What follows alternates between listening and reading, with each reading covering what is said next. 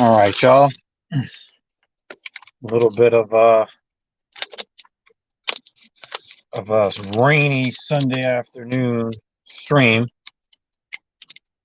Wanted to holler at y'all a little bit.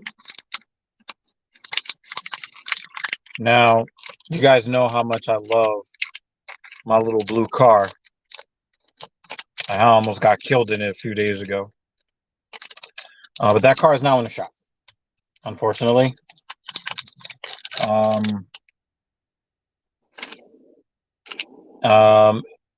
Some piece of debris kind of got caught in the brake assembly. And let me tell you that the sound that came out of the brakes, it was it sounded like a fucking horror film. Sounded like a goddamn horror film. So that car is in the shop. Hopefully I get it back tomorrow, but I was probably gonna drive this car anyway in the bad weather. Carbon is here. What up, man?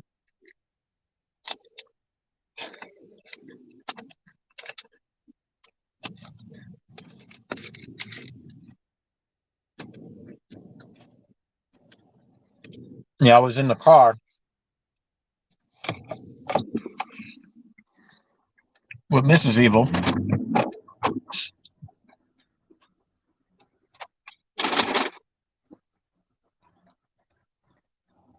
And I was like, "Ooh, what is that noise?" She was like, "I don't care what that noise is, just drive, because I want to get away from whatever that is." But the noise kind of stayed with us. So we figured it out. And it was coming. The sound was coming from the passenger side front tire or wheel, and you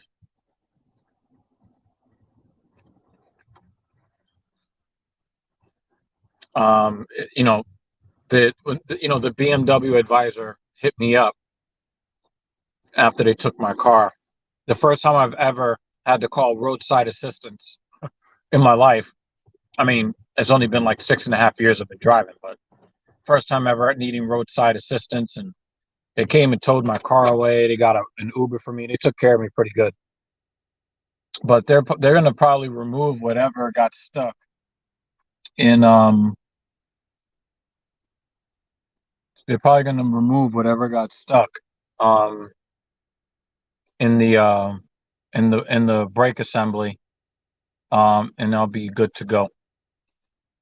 But man, that sound was ugly. I was like, I hope I didn't do anything to the suspension system or whatever system. But they told me that the Z4, the M3, and the M4, they all have the same problem where there's a little bit too much space between the rotors and the discs and the housing. There's just too much empty space. So when you drive over gravel or damaged asphalt, particles can get stuck. Oh, there's a little McLaren here. Cool. All right, little McLaren. So yes, I'll probably get the car back tomorrow. So, but what I wanted to talk about today was the McLarens are actually a lot smaller than I thought that they would be. I wanted to talk about the Lord of the Rings. So a little bit of background on my history with the film. I don't have any history with the film. Never gave a fuck about this film series. But Mrs. Evil, like, she's really, really, really, really, really into, really into it. She always wanted me to watch the movies or whatever. And I'm just like, listen, I'm not saying I hate Lord of the Rings because I don't know anything about it, but it just doesn't really grab me. Like, I'm a science fiction guy, but I'm not a fantasy science fiction guy. I'm more of a dystopian, my taste in science fiction are a lot darker than hers, although her taste in violence is a lot darker than mine. So I make that make sense. But Mrs. Evil, um, she's always wanted me to watch this movie series, and our 16th anniversary was coming up, but money is tight and schedules are tight. So you add those two things together, it's like, okay, we can't really go too many places, not for our anniversary, which was on 4/1. So I said, listen, this is what we're gonna do, okay? I said, um, this is the plan that I have for our anniversary. We are going to watch every single one of the Lord of the Rings movies, the extended versions. I'm going to sit down with you. I'm going to watch all three movies. I'm going to watch all 11 plus hours. I'm going to watch them with you. And when I tell you, she started crying. when I was just like, whoa, I had no idea how much this meant to her. She was like, I cannot believe that we're we're having a conversation about planning. And I was just like, wow, like I have really just no clue, just like how much it actually meant to her that we watched the film series together. Carbon says Lord of the Rings is my top 3 movie series. I highly recommend watching it. Me and my brother love it and could watch and rewatch it all the time. Well, you're not the only one, Carbon.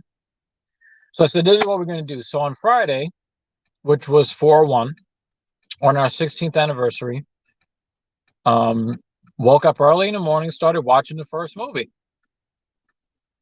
Just like that. And then, we, had,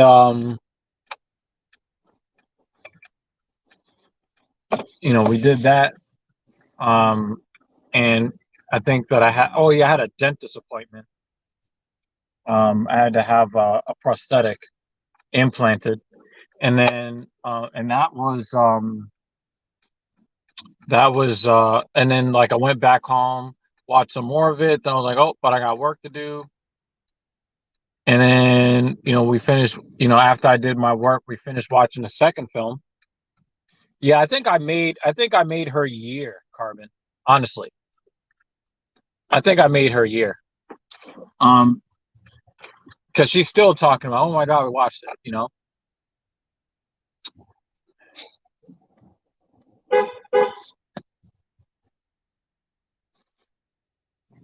Can't stay here. You're holding up traffic.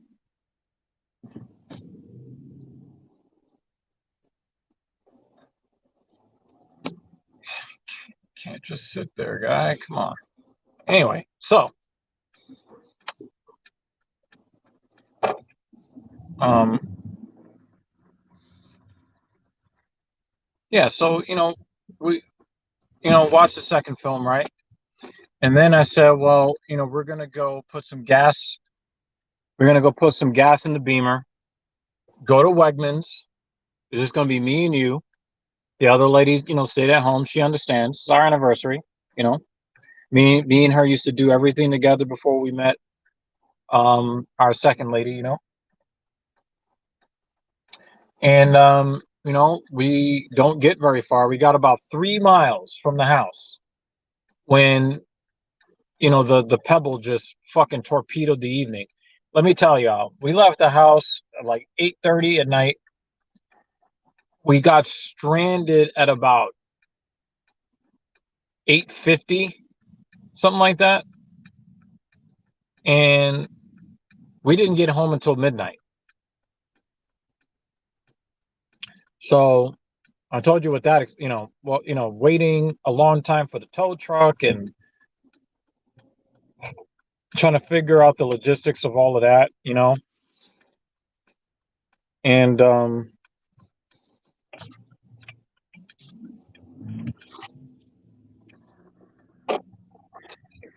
really don't like the way I don't like the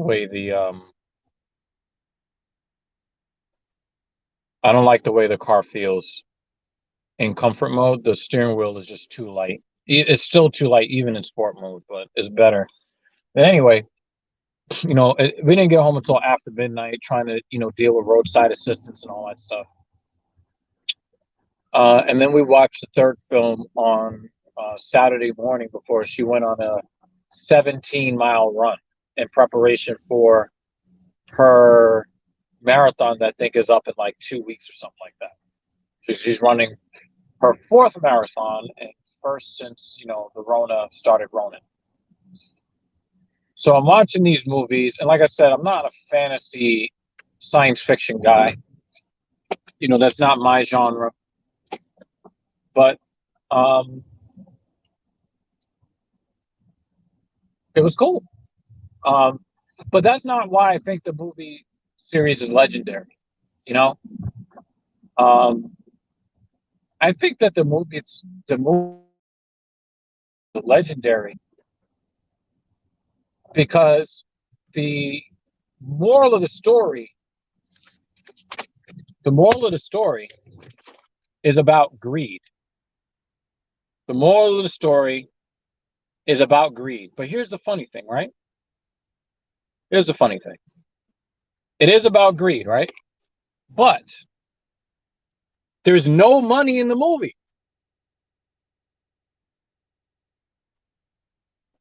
Yeah, it's very odd. And it's good to see you again, McFadful. It's good to see you.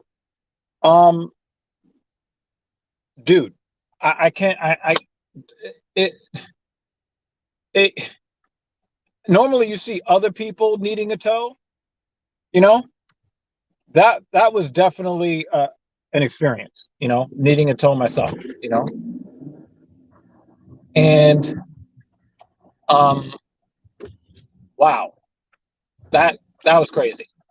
But, um I was I took some time to like really analyze the movies after I watched it, and it dawns on me that there's no money in the movie at all. It's a movie series about greed, and there's no money at all. And I think that that is fucking genius. It's absolutely genius. You never see anybody handle money at any part in the film or any parts of the three film.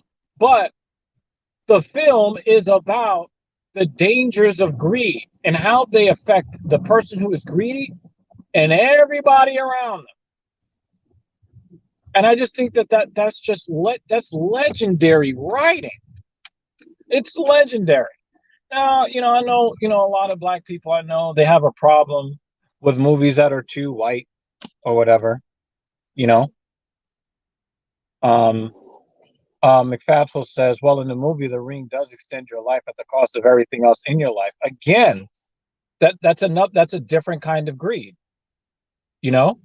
But the thing is that when when when when the different people that were drawn to the ring, these people did not know that the ring would extend their life. They didn't care. The extension of their lives was more of a curse than a boon, if that makes any sense.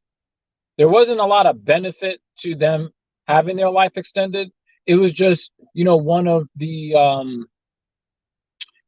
side effects. But the thing is, the ring calls your name and it turns you into something that, maybe some people aren't inherently greedy, but there might be something out there that might cause you to care about what you care about more. And then the question is, how badly can you fight the urge to only care about what you want? Or who or what are you willing to sacrifice? Who or what are you willing to sacrifice for what you want?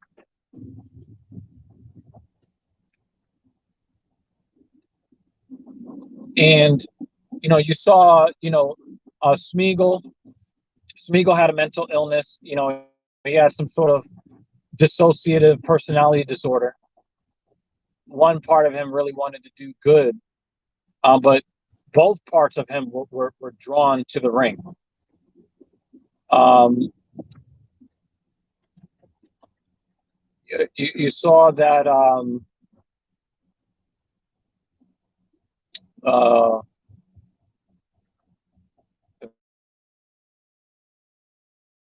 remember Elijah Wood's plays. You know, he's trying his best to fight against the urge to let the selfishness consume him. But he also had, people he cared about. You know, the the wizard was Gandalf was a really important character, and he made sure that he didn't make physical contact with the ring on purpose because he knew that once you go crack, you never go back. you know, like I was that kind of kid. Like I saw other people that were on drugs and doing drugs, and I saw the effect that it had on them and the the behaviors that they implemented that put my life in danger and harmed me. And then I just never touched any of the drugs, any of them, cigarettes, alcohol. And I kind of took like that Gandalf type of approach to it because it's like, it's not a guarantee that I would, become a bad person and sacrifice everybody around me. But I didn't want to chance it either, Yeah, I didn't want to chance it either. So, um, there was so much that can be learned from um, from the film that it was just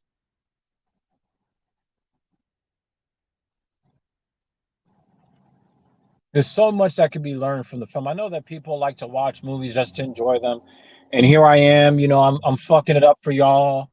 Oh, why you got to look at it so deep? But I think that is probably one of the more awe-inspiring things as I analyze the film series after watching it for the first time. And that greed can fuck your ass up. And it don't even have to be about money. It don't even have to, it doesn't have to have anything to do with money, because a lot of people think that, that money, greed go hand in hand. No, like power, shiny things, the way people perceive you. Greed comes in many forms. And we're we're all affected by it. None of us are special. None of us are perfect. You know,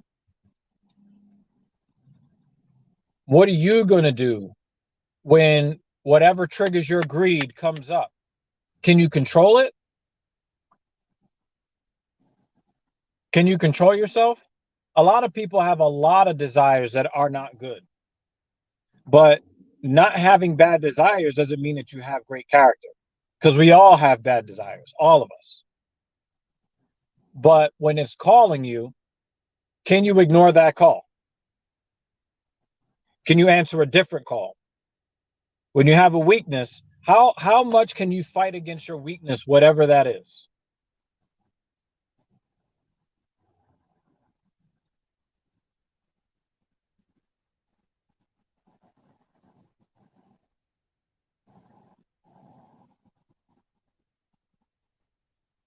On a slightly unrelated note, the character Aragorn, be like him. Be like him. What up, Black Paint? How you doing? Be like Aragorn. Aragorn always wanted to do the right thing, and he never simped. He had a woman that he loved. He had women that loved him, but he didn't simp. And he didn't just dip his wick because she was willing to give it up. Yeah, a lot of us have to do that, man. A lot of us have to live with the choices we make. No doubt about that. Well, I'm sitting in a no standing zone, and that's not a decision that I should be making. But if you guys have not watched Lord of the Rings and you're the type to, I don't know, If you're the type to binge stuff on Netflix, just binge the 3 movies. It's like one season of Netflix, right? I broke up the movies because I had other things that I had to do. But I recommend it if for no other reason. There are lessons to learn from the film series, no doubt about that. You know, and remember, just because you had a bad thought, that does not define who you are. What defines who you are is what you do with your bad thoughts. Yeah, that's all I got for you.